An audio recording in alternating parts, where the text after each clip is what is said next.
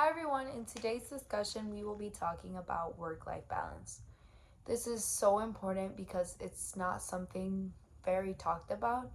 We've been taught our whole lives to know how to accomplish tasks, how to do this, do, but never how to manage our work-life experience, our work life. And a huge problem with this is overworking. So that's what we're going to talk today specifically. Overworking is when you put your careers over your personal life. And the idea in this is to create a balance between two. Overworking can affect one's personal life, like family relationships and mental health. Um, for you guys to understand that this is a real issue, because it seems like, oh, it's overworking, whatever, it's for a good cause, but it's not really that. There's a lot of things associated behind overworking. So a study by UCL shows that people that overwork are more likely to abuse with drugs, they're more likely to consume more alcohol, they're more likely to be overweight, like bad food habits, and also it can affect the muscles in your body. um but there's always a good side, and the benefits of good work life balance means less stress, lower risk of burnout, and just overall greater sense of well-being. Some of the factors that lead to bad work-life balance are increased responsibilities of work. Like every human being, and like we all can relate, we want to give the best we can, not only for our employees but also for our families. We want to show, look, I got this is what I did at work, this is what I accomplished. We want to show the best part of ourselves. And then working long hours. Sometimes the first two that I just mentioned are more associated with a employer and not the employee, because if we're giving a lot of work, I mean, we can't control that, right? But we can. I'm going to list how we can do that, but I'm also going to give some tips on how the employer can help the employee in a second. And then also increased responsibilities at work, and having children was something that really surprised me that was listed here. But it makes sense because some people want to avoid their problems at home. So working might be the perfect excuse to not be at home, maybe.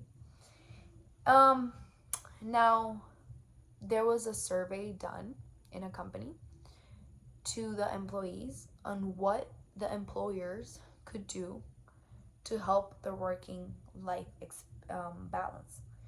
And number one, they said, know what your employees are striving for.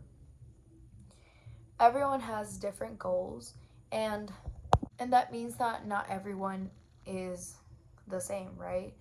Some people will function better with these qualities, as well as some people would function better working at the day or working at night, having different accommodations for your different employees. So having a connection with your employees. Number two, set a good example. The employers sometimes may be saying, hey, don't work till late, don't do this, have fun at home, don't worry about work. But at the same time, they're sending emails at the middle of the night and hoping for a response. Like, set a good example and don't do the things that will create this environment. Number three, it says stay at the forefront. That means that the trends of a normal working life balance right now may be different in a few years or maybe a couple of months, who knows. But know that and stay on top of that. So like I said, having a connection and knowing how your employees are feeling and just asking around will help with this, with staying on top of things.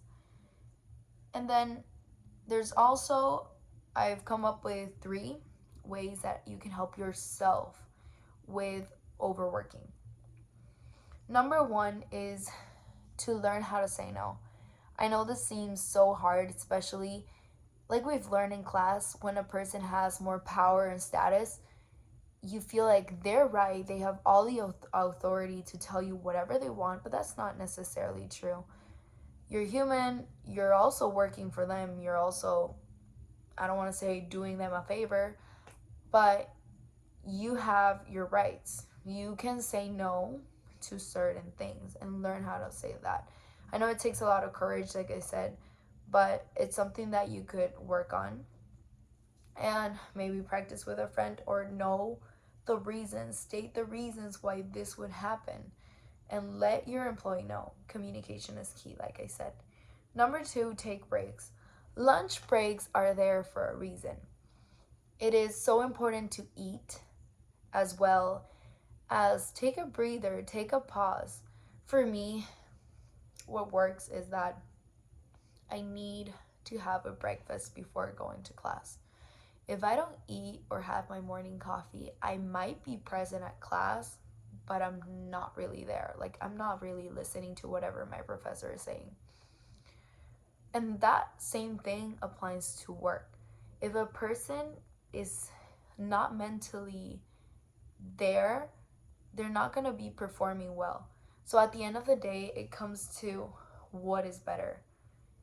Is it better to do more or to give more quality work? And quality work is much more important than random papers and work. And then, as for flexibility, it is important in for you to speak up. The same thing I said with point number 1, with having the ability to say no. Ask for things, ask for accommodations for yourself. And then, how to improve at home, the overworking balance. Prioritize time with your relationships, like your families and friends. Make space for them, because at the end of the day, they are what we have. Human connection is the only thing that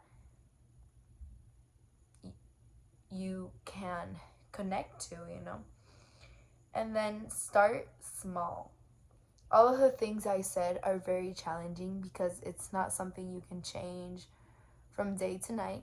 It's something that you have to work on, because I can't say, okay, I'll have courage to tell my boss this. It takes a lot of time, it takes a lot of mind practice to understand what's the real issue and what you want to do about it. So start small, little steps, and you'll get there. So I've created a game to help explain my purpose and the purpose of overworking. I said at the beginning of all of this how working can create mental problems. And when people have mental problems, their head is busy and all over the place. I've also talked about how it is important to have time accommodations for different employees and different peoples, depending on how their brain works and how they manage to do work over time, because many of them are overworked, like I said, because they are not given enough time, or they're given so many tasks in so quickly in short periods of time.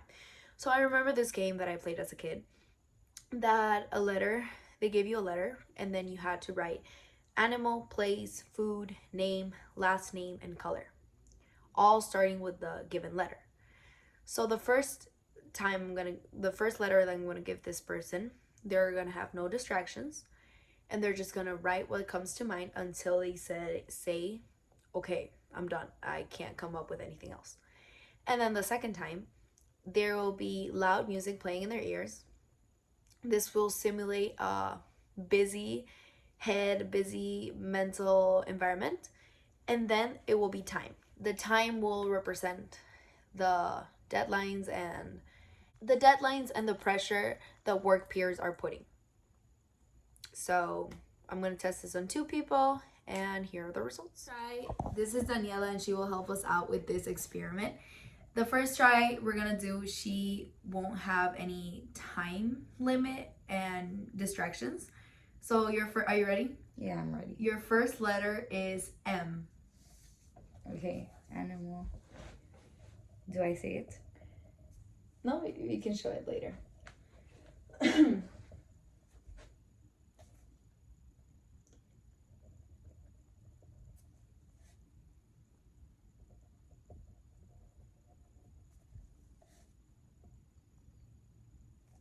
Can it be in Spanish? No, try to do it in English.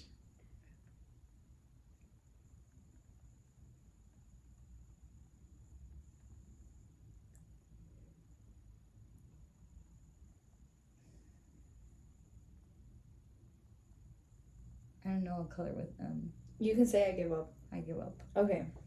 So for this one, she did 4. For animals, she put mouse, place Michigan, name Mario, and last name Mercedes. This all worked. Now the second try, she's gonna put on headphones. Headphones. I'm gonna tell her the letter, and she's gonna have 30 seconds to complete this. Okay, are you ready? I'm ready. A.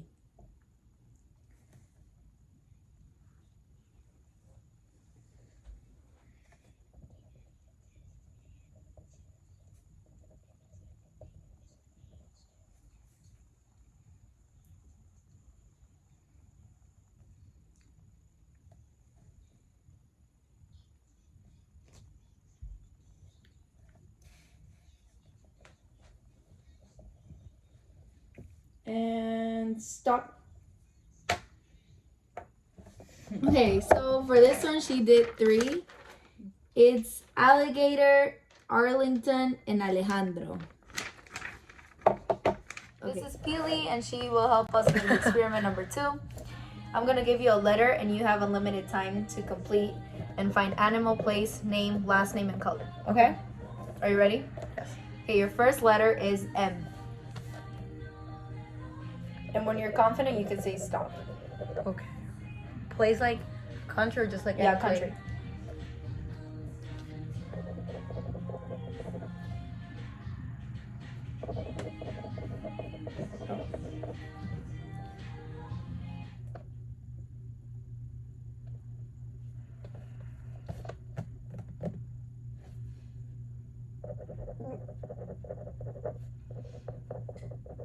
I don't know if that's a country though. No, that works. Okay. Color. I don't know if the color works. Yeah, it Okay. also works. Okay, you did that. We're gonna check the times later, but she put monkey, Madagascar, Maria, Martinez, and mint. Okay, now your second color, you need to put on your headphones. I'm gonna put a song. What's your button? Music is ready, and now we're gonna get the timer ready. Okay, are you ready? Mm-hmm. Your first letter is A. A.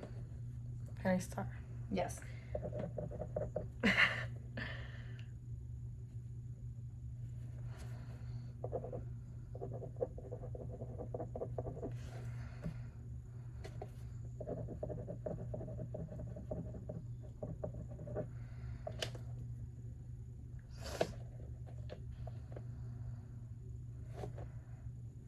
And stop. Okay, now she did 3 and Antonella and Aquamarine here. And now we can see the results. So Daniela, with no distractions in the music, she had 4, and then with the music she had 3. Peely, she got 5, and then with music she got 3. I also did this to my other roommates to see, but for time purposes I'm not including them in this video.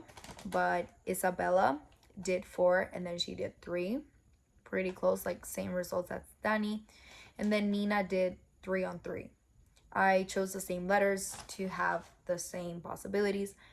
Both, keep in mind that both of the letters are extremely easy.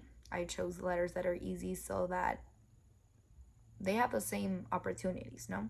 It's important for organizations to take in mind what their employees' accommodations are, because not everyone works at the same speed, And with the same time, it is also important, like we said, for employees to manage their time. Overworking causes the brain not to function very well and think properly. So, for better work outcomes, it is important to manage working time and not overwork. Thank you for listening.